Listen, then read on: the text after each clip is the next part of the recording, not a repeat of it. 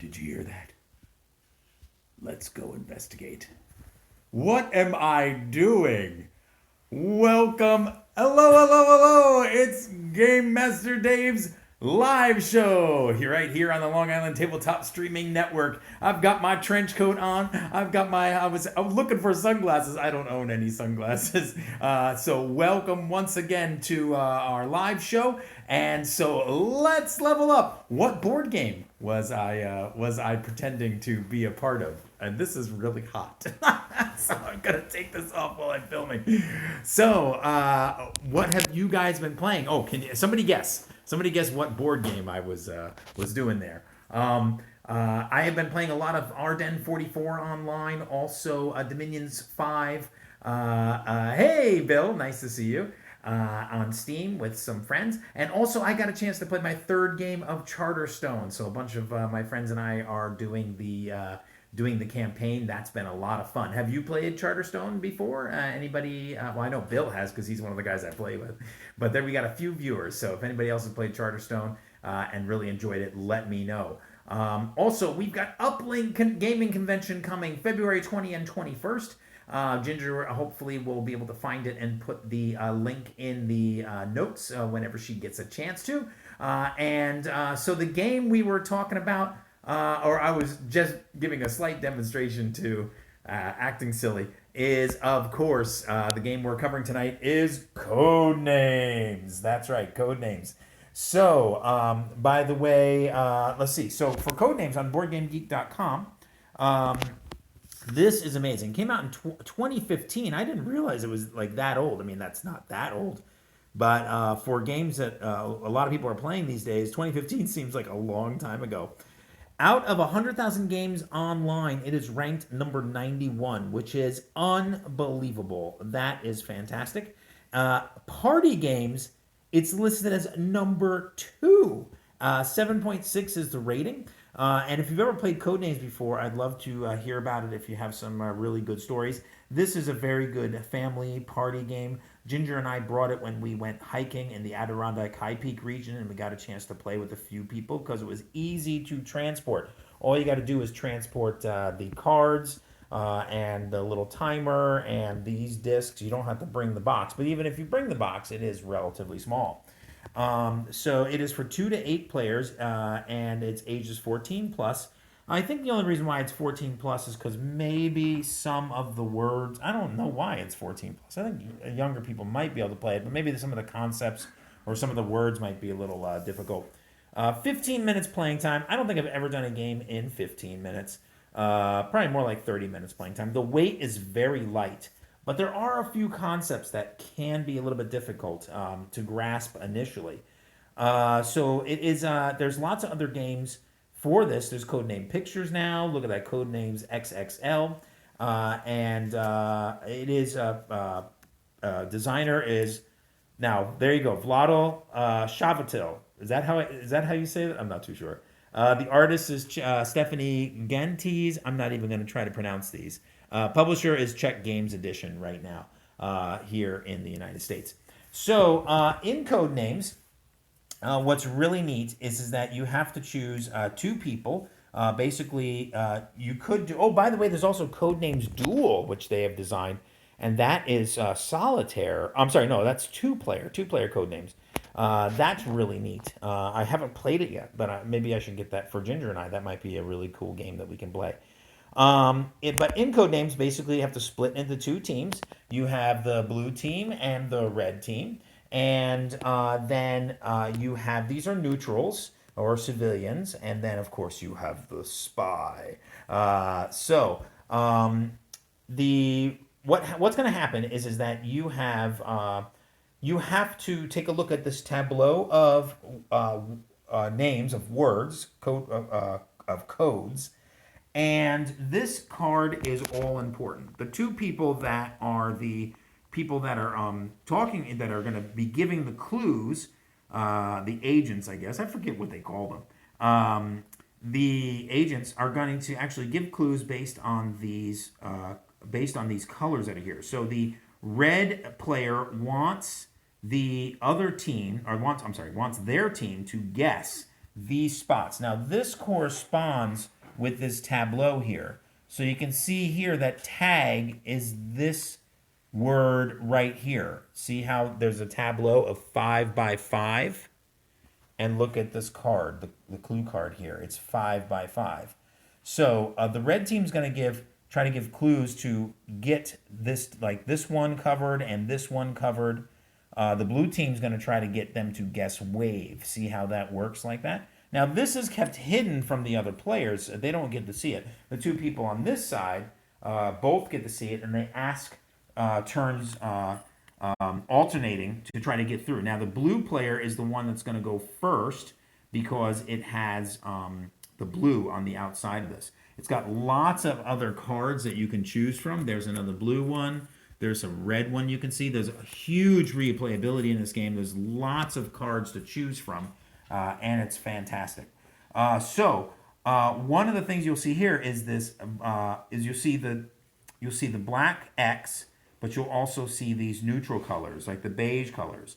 So if your team, essentially, if we're the red team and we're going, and we give a clue, and everybody guesses this card on our team, Atlantis. You can see Atlantis is set up to be this player. So essentially, we would cover that up, and we would stop. Our turn would end. Now, if we're the red team, though, and we get the players to guess Buffalo, then we would cover it with a red agent, and they can essentially keep guessing. Now, the objective of the game is to get rid of all your agents, okay? So once you get rid of your last one, you win. Oh dear, yes, that civilian looks alarmed. That is correct. So essentially what happens here is you alternate. Well, I'm sorry, the strategy behind the game, the real strategy behind the game is not to use one clue and get your team to guess one code name at a time. The objective is to do a turn and get your team to guess 2 or 3 names in that turn, because you want to jump ahead of the other agents. If you just alternate 1, 1, 1, 1, 1, 1, 1, I mean, obviously whoever went first is going to win, potentially. So you want to try to get multiple people to guess things. So how would we do that? Look, red here is tag, wall, and eagle, and also string and change. And what do we have left here? Spot. Wow. And also platypus. So maybe they might give a clue like this. Animal 2. Okay, now what did I just do? I basically had said, I want you to guess 2 animals on the board, up to 2 animals. So they look at all the possible items, and platypus seems, like it's an animal, so they will guess animal. They will guess platypus. So yes, that's correct. We got another one. So now, but you'll see here eagle, and you'll see here mammoth. So not only do you need to look at your cards so that you make sure you don't give a clue, because look where mammoth is in the tableau. It's a blue agent. So we made a mistake as the red player, as a red code giver, because what happened here is they might guess eagle. That's true, and that would be great. But the other team might also guess mammoth. So let's say, or our team might guess mammoth. So let's say our team gets mammoth, and a blue agent is put out there. Oh no! So now we gave them an agent to place. And now we lose our turn, and so now it goes over to the blue side. So that is essentially Codenames. Now, once we get down to the last one, the other team, I think actually we realize who goes first is blue goes first, and you'll see here what's really interesting about this agent is you'll see here it's a red agent with blue sunglasses or a blue agent with red sunglasses. So whoever goes first actually gets 1 additional agent that they have to place. So there is sort of a disadvantage to going first, but you also have an advantage at the end of the game because the first player to run out of agents to get them all placed wins the game right there. Now, here is the drawback. We don't want to give any clues for this America up here. If anybody guesses America, then the spy comes out. It goes on America, and that team, whoever guessed it, loses the game instantaneously. So that's it. Now, what I was talking about replayability, I just think it's fantastic because not only do you have all these cards and you have all of these tableaus here. I mean, look at all of them. It's unbelievable. But there's also names on the other side here. So if once you finish this one, you can just flip these over and we can play again. Play the game again. Take the agents off, change the card, and play the game again. So I've had a lot of fun with this game. I'm wondering if it's on Board Game Arena yet. It should be. But Codenames, highly suggested. Ginger just pulled this out of the Bethpage library. I don't even know how to pronounce it. Hoplomachus Origins, I guess, right? And it looks like it's a game about gladiator fights. But what's interesting is that she told me it's solitaire play, or 1 to 2 players. I see 9 plus 15 minutes. Oh my gosh, there's such a big box for just 15 minutes. Oh, it's Chip Theory games. Hey, we've had them at Octocon before. That's awesome. So happy to see they came out with a game like that. It's a big box and only 15 minutes. Cool. So Ginger and I will probably check that out very shortly. So maybe we'll do that next Wednesday, or we would love suggestions, comments, feedback. Let us know if there's a game that we haven't covered yet that you would like to see us cover. That would be great. And also tell your friends about this show and Long Island Tabletop. Hit that follow button if you're joining us for the first time, or if you're seeing this on YouTube later on, make sure you hit that subscribe button. All right, so we'll go over some of our plugs here. So you can still reach me at my old store number, Dave at Game Master Games. You can send feedback there. There's my Facebook page too. Cosmic Comics, Legendary Realms, and Main Street Board Game Cafe are all great gaming stores on Long Island. Make sure you call. Our hours could be a little bit different due to coronavirus, due to the pandemic. There's my semi-daily blog on Game Master Games. Ginger's Business. She is getting lots and lots of inquiries. People want to get married during this pandemic, but it's really hard. In-person marriages are tough. Due to New York State, Governor Cuomo letting marriages be done on Zoom, Ginger can talk to anybody about any Zoom wedding. So if you know somebody wanting to get married or just got engaged, send them over to Ginger's website, joyfuldayceremonies.com.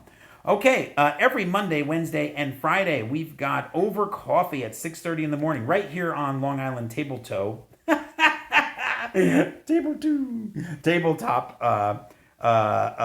Twitch channel. So you're come to the right place. And so we talk about games. That is Rich, Doug, John, and myself. We're having a good time with that. And you can watch it later on You can watch it later on Twitch. The videos stay up for 2 weeks. But come join us live while you're getting ready for work. If you happen to be up one morning, can't sleep, come on LA Tabletop and watch us live. Also, Uplink is February 20 and 21st. Ginger put the uplink in the chat. There's also my YouTube channel, Patreon, Twitter, Instagram, Twitch. Dave is playing online with Friends Ardennes 44 and Dominions 5. We talked about that. Recently, I've been streaming Out of the Park Baseball 21. I've also been streaming Xenonauts. That was taught to me by my friend Greg. So you can watch those videos on my YouTube channel, which you'll see here, Game Master Dave. And let's see, what else am I streaming? Stellaris, but I can't get my Stellaris to work right now with Streamlabs OBS. If you have any ideas why, if you've had some experience with that and how to fix it, let me know. I also haven't put this on here for a while. If you're on Board Game Geek, my username is GMG Dave, so go ahead and friend me over there.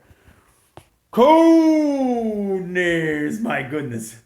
I seem like I talk so much on these things. It's unbelievable. But yes, Bill is saying that he played over at the Bethpage Library Game Night, which is the first Friday of the month. We're still doing it virtually online. But hopefully late this year, we'll get a chance to meet in person. I guess we'll just have to see how things go. So thank you so much for joining us once again for another Game Master Dave's live show. Give yourself 100 experience points. And until we meet again, across the gaming table or across the internet, keep your... I forgot about the timer. You got a timer in Codenames. That's a big problem too. We usually don't play with the timer. Because I was going to say, keep your timers dry, your agents ready, and your meeples strong. Have a great night. Thanks so much.